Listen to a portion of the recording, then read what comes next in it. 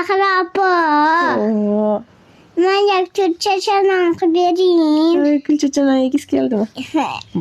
Jiyanim talablariga binoan shartta qo'llarimni o'ynatib non qilishni boshladim. 10 ta 12 ta nonga mo'ljallab xamir qildim. Men birinchi tuzni boshqa idishda eritib olib turib, keyin qo'yaman. Shtobi nonni ichida tuzni komokchalari chiqib qolmasligi kerak. Yaxshilab xamir qilib oldim. Yog'ini qorishtirdim, bu yog'ini qorishtirdim.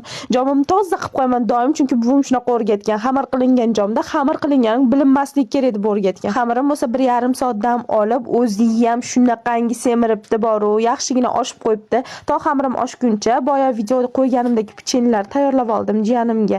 Keyin bo'lsa vola deb nonlarimni tayyor qilib qo'ydim-da, boshimga savatni qo'yib turib tandirxonaga yo'l oldim. To'g'ri tandirxonamiz eski, lekin non yopsa bo'ladi. Boriga shukr. Xudo xolasa bu yil hamma yo'q remont bo'ladi, tandirxonani ham yangilab berishadi inshaalloh. Keyin bo'lsa nonlar yopib oldim. Bu yoqda go'shtli non yopdim. Go'sht ko'tarolmasdan oqib ketdi. No mayli dedim.